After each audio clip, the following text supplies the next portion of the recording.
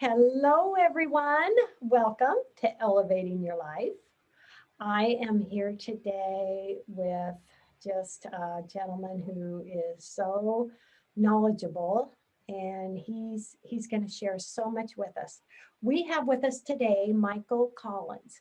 He's the founder of sugaraddiction.com and Quit Sugar Summit, as well as past chairman of the board and current board member of Addiction Institute. And he has been completely sugar-free for over 30 years. And he works with others to help them regain their lives ravaged by sugar, which it sounds like is an addictive product, Michael. So first off, I want to say welcome. Thank you so much. Thanks for having me. I'm honored. Oh, honored to have you on the show.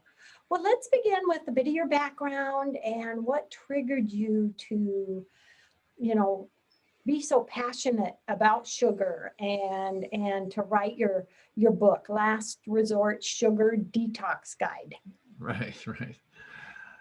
Well, I mean, I think I grew up as a regular kid. I mean, I think we all did. We all were living in a sugar-soaked society, and I thought, my mom was a sugar junkie. She was my favorite sugar junkie. She just had sugar all the time. And it's kind of a sad story, the evolution of how I got into a sugar-soaked family, but I think we all had some similar story.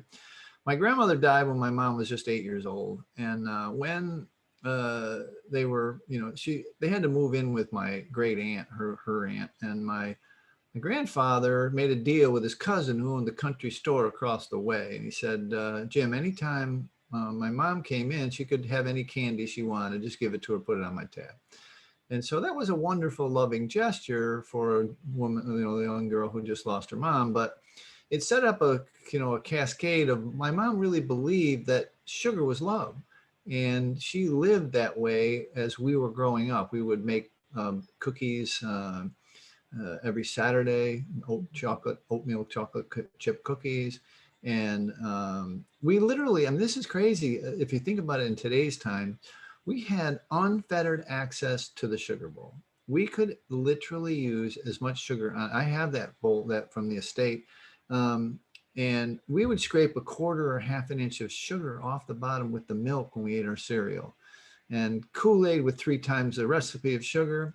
We even ate bread and butter and sugar sandwiches, okay? I mean, yeah, I mean, there's a great video on YouTube about Eric Clapton doing the same thing, being interviewed by 60 Minutes, saying, Ed, he said, or Ed Bradley says, Eric, so this addiction thing started with heroin, right? He said, no, Ed, it started with sugar. I would eat bread and butter and sugar sandwiches when I was 6 years old, 5, 6 years old, to change my state. Now, remember that part as we move forward in this talk, change my state. So for me, fast forward till I was about 14 or 15, I loved every candy in the world. I had candy, every ice cream, it was part of our family, part of my growing up. And so I loved everything but butterscotch. I don't know why I didn't like butterscotch, but I loved everything else. My favorite. And so, yeah, there you go. And so anyway, I get to 14 or 15, I run into beer. Okay, now beer, I knew changed my state. Okay, I could talk to girls. I was kind of shy. And, we called it liquid courage back then. And that party lasted till I was about 28 years old. And it's another podcast, but the short version is I got sober at 28. And here's the thing, I went right back to the sugar. I didn't use as much sugar when I was drinking and using drugs. I went back to it, gained 20 pounds just like that, got acne on my face. It was crazy. Like, I couldn't believe this happened so quickly. And a lot of my friends that were getting sober, they gained like 50 pounds in the first year. And so I was kind of athletic. I wanted to stay thin and I wanted to work out and whatever. And so I found a book called Sugar Blues. And Sugar Blues is the story of a guy who was at a party one time and he was putting 2 lumps of sugar in his coffee.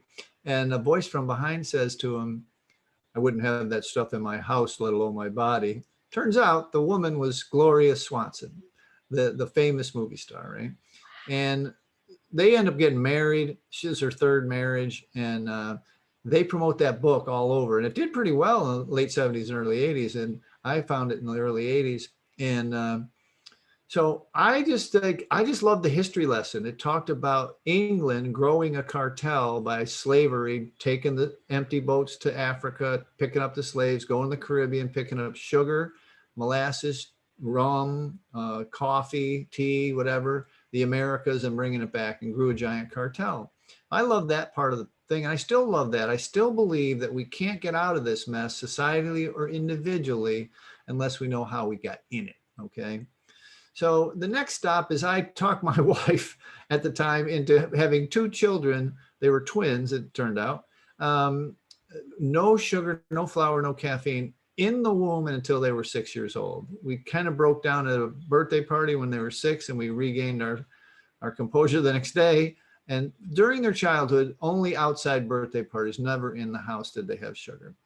And so that experiment worked, and we can talk about that if you want. But I went on to have a regular life, a regular business career. The kids always said I should write a book about sugar, and I did. I wrote the book, and then I bought the domain sugaraddiction.com about 10 years ago, 11 now.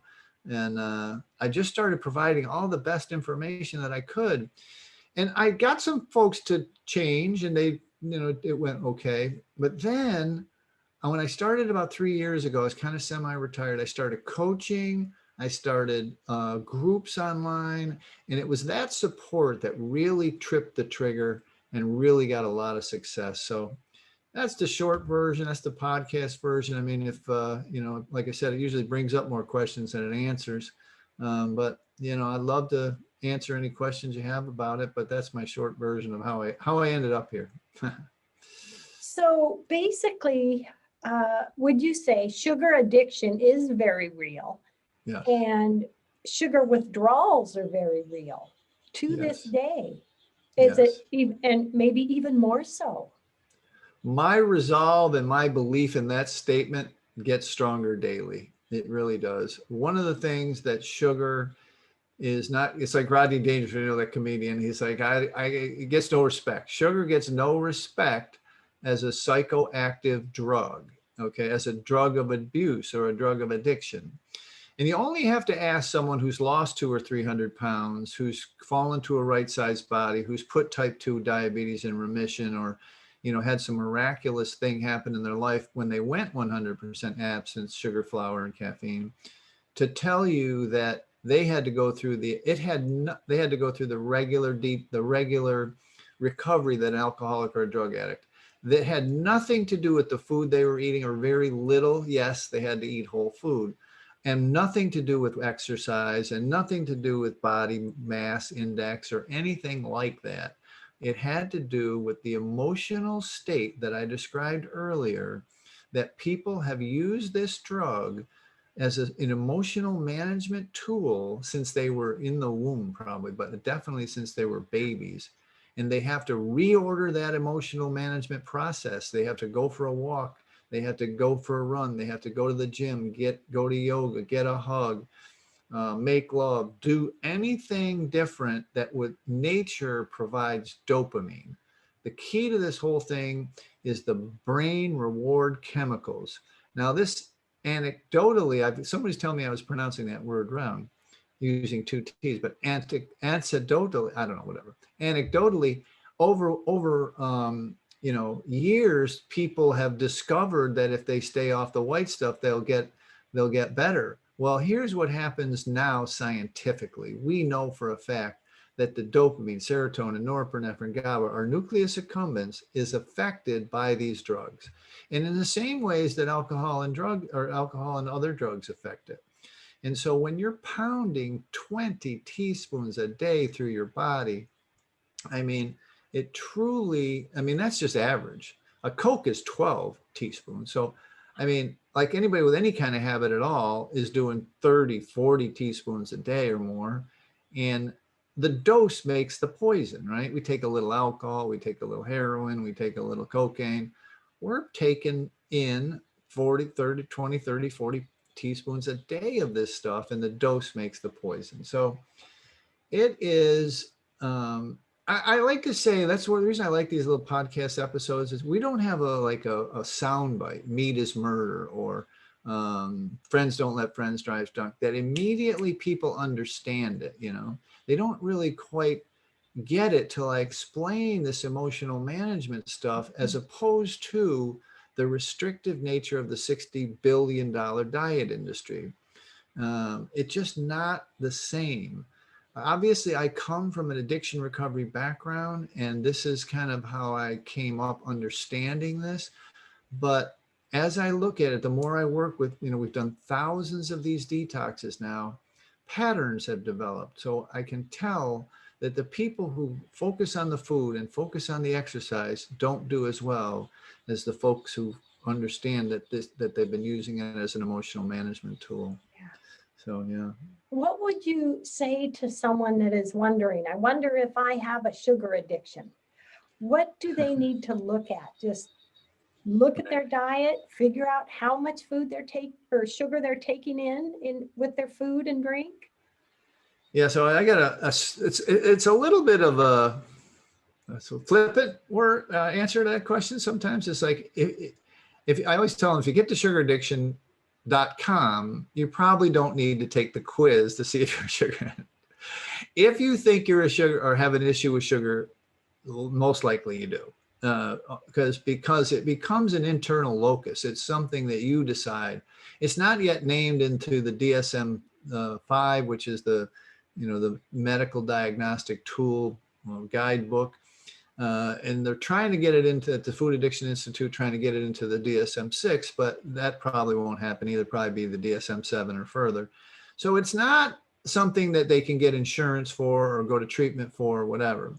But that said, having seen, I always say, if somebody could spend 5 minutes in my inbox or 5 minutes on my instant messenger, and to see the pain of people losing limbs, going blind, getting diabetes diagnosis, 100 pounds overweight, and they still can't stop, that's the definition of addiction. And so the folks know that they have the addiction, or if they have an issue. And biochemically, just so you know, there's a lot of science on this. About a third of people biochemically cannot ingest this without having more cravings created. And so, yeah, it's a real thing, and it's kind of it's sad that it's not well known or well accepted, that the stigma around it. Yeah. Yes, yes.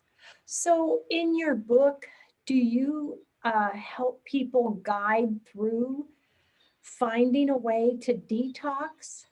We do. That's exactly what we do. We've developed a little 30-day challenge that helps folk. We walk you through a video every day, which shows you, most of the important thing is to know what to expect. Because a lot of folks, when they try this, like with whatever, the Atkins or the keto or some other diet that they try, they restrict the carbs, they restrict the sugar, and then they go into withdrawals that we've been discussing. And they don't know what's happening to them. Basically, they think they're kind of going crazy because it's a mental thing. You get headaches, you get lightly depressed, you get hangry, hungry all the time. You're tired. There's just this constellation of symptoms that is, sugar addiction withdrawals. Yeah. And folks don't have time for it. I mean, literally, they got kids, they got a job, they don't have time for it. So they know just a little bit of sugar will alleviate those withdrawals. And here's the thing, people don't really consciously go through that process that I just described. They do it almost habitually. They do it because, I got a little headache, and they think about, well, I'll take this. And then they'll take a little cup of coffee with a bunch of sugar, and then all of a sudden they'll feel better. The little energy jump. And this kind of automaticity, this automatic life that people have, because this product is so ubiquitous and damn near free that you can have access to it. People think that this is their life, that they're just moody, they're just hurting, they're just sad, they're just angry. When in reality, if they can divorce the two, and that's what our work does, divorce the two, because look, we share the delivery system with food, with real food. The delivery system, sugar, has to go through your taste buds and your mouth and your stomach. So your body sets up the cravings in those places to get more, just like the cravings for alcohol would be to be something cool or to drink something or whatever. And so, craving a drink kind of thing, or the craving some sugar. Cravings are a weird thing that are set up by the body from how you used to ingest it, whatever your delivery method is, right? And so when folks kind of cleave those two things apart and understand that they're separate, and drug foods, as we call them, are not really foods, but then they start to get well. They start to change. I had to giggle when you mentioned Coke. In my college years, when I was into nutrition and nutrition classes, and I worked afternoons for Coca-Cola, the There you company, go. There you go. a receptionist, and I loved my job, but I wouldn't drink any pop. Right. I was like, Sure. no, I don't want any. I love my That's- job, but I'm not drinking the pop.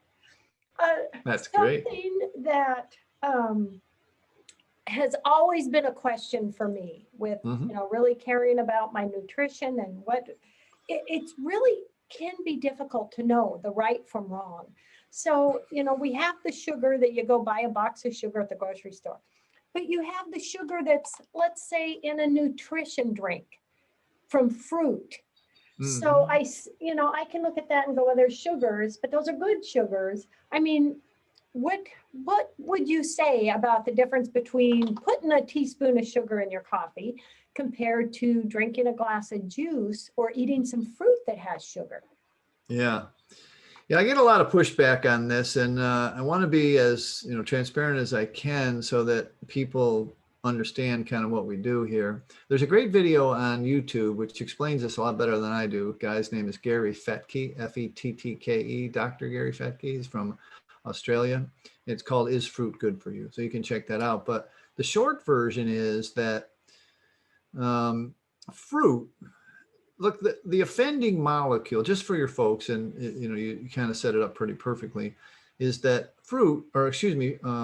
sugar, your regular table sugar, is half fructose and half glucose, right? And we all know what the glucose does to our body. Excessive glucose raises our blood sugar, causes metabolic syndrome, causes diabetes 2, heart disease, weight gain, cavities, everything that glucose does in excess in our body, inflammation, metabolic syndrome, it just goes on, right? But what has really come to the surface in the last 5 years is the effect of fructose on the body, moreover, than the glucose. Now, we all know what happened when high fructose corn syrup came into the diet. The obesity numbers parallel it all the way from the 80s to the 20s, right? All the way that just going up. More we eat, the more the population gains weight, right? But here's the thing. In the last 5 years, what fructose is really doing has exploded. It affects the nucleus accumbens, okay? It affects the dopamine, serotonin, norepinephrine, GABA. And it can only be processed in the liver. It can't be processed any other way. It has to pass through the liver to be processed, and it causes fatty liver. Fructose does, right? And so fructose is responsible for an obesity epidemic, yes, but an epidemic in 4, 5, 6, and 7-year-old children of fatty liver. Okay, they don't drink alcohol. This is an alcoholic's disease. So fructose is a problem there. But when we get back to the fruit and the nucleus accumbens, if you eat dried fruit or you drink fruit juice of any kind, the slam to the liver and the hit to the dopamine is so much. It's identical to Coca-Cola. There is no difference. It's the same, okay? The fructose hit is the same because there's no fiber slowing it down, okay?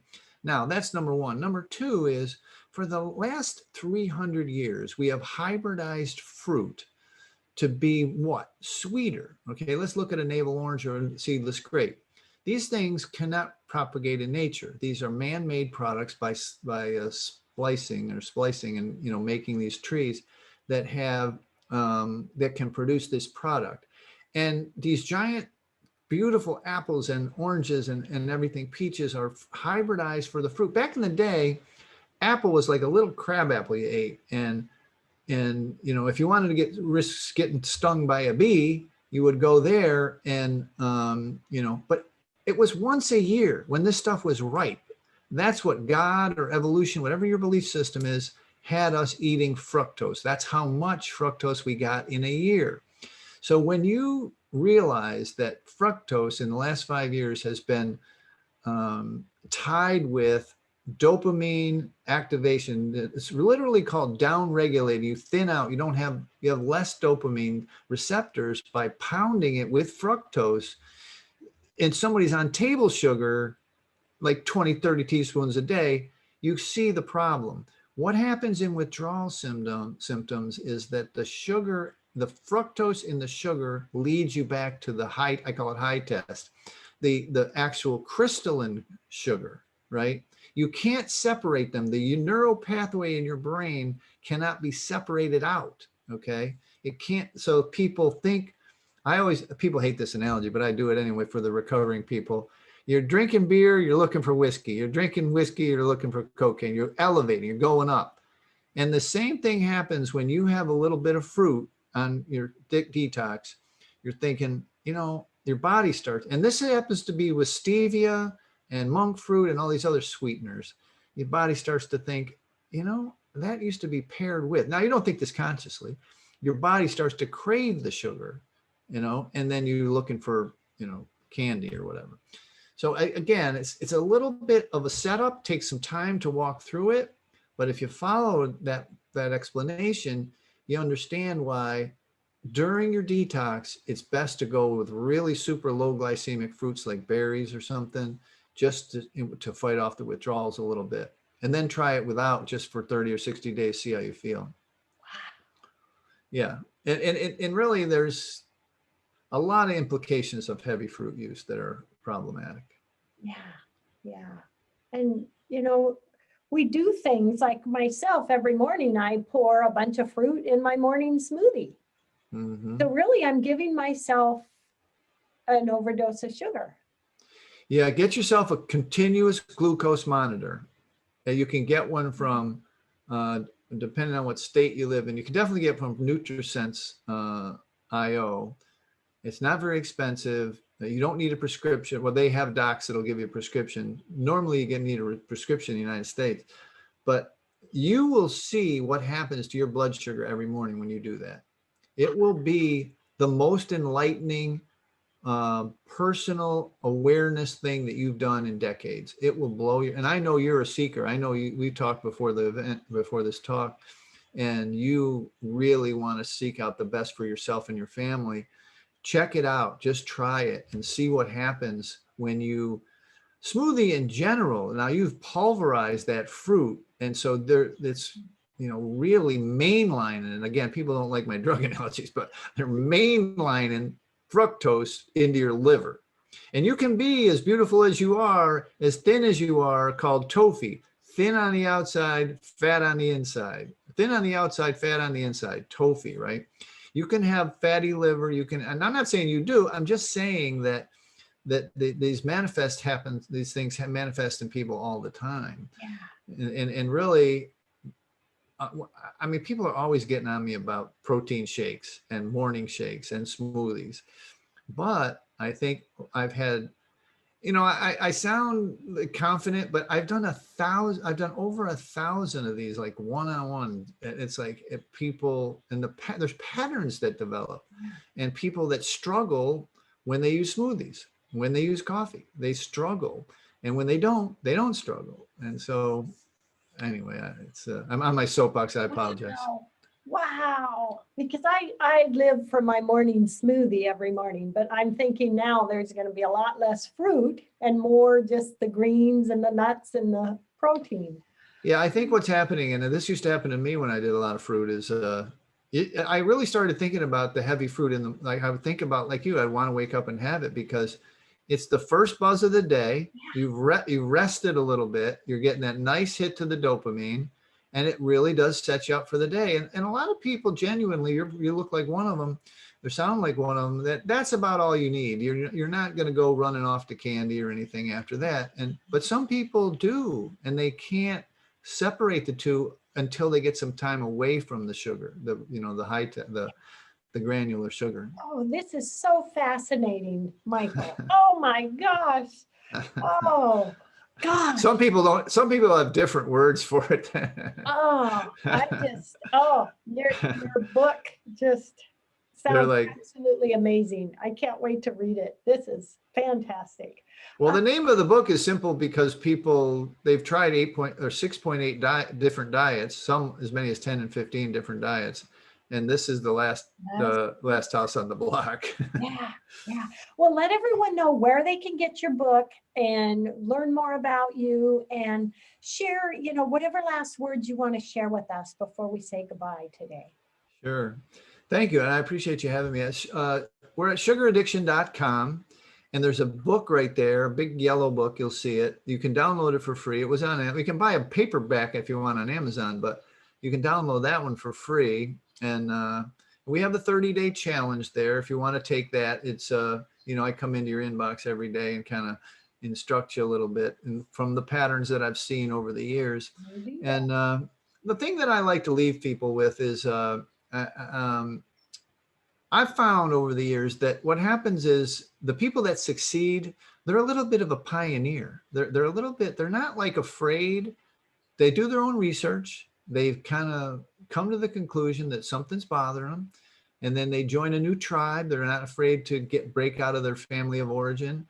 But when you look back at them, they're kind of a pioneer. They're in scholastic and athletics and job, whatever. They've done some stuff, and and this is something that they'd be willing to do because we're still outliers. We're not in the mainstream. The mainstream can give this product to a 1-year-old with no moral, ethical obligations. And when you start to talk the way I talk, it's kind of heretic.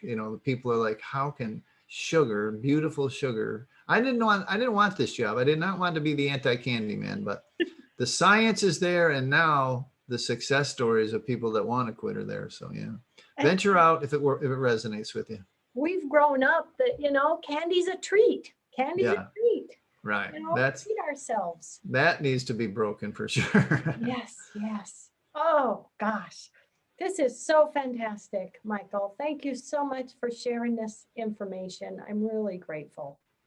Well, thanks for having me. I really keep up the great work, and thanks for having me on. I really enjoyed it. Oh, you're so welcome. And to everyone out there, thank you for joining us. If you are listening to this in audio, you can watch the podcast at patreon.com/Paula Vail. And I'm thinking that we may have to have Michael on the show again because there's a lot to cover. I'd like that. Thank you so much. Love, hugs, and blessings to everybody. Have a great day. Bye-bye, guy. Thank you. Bye.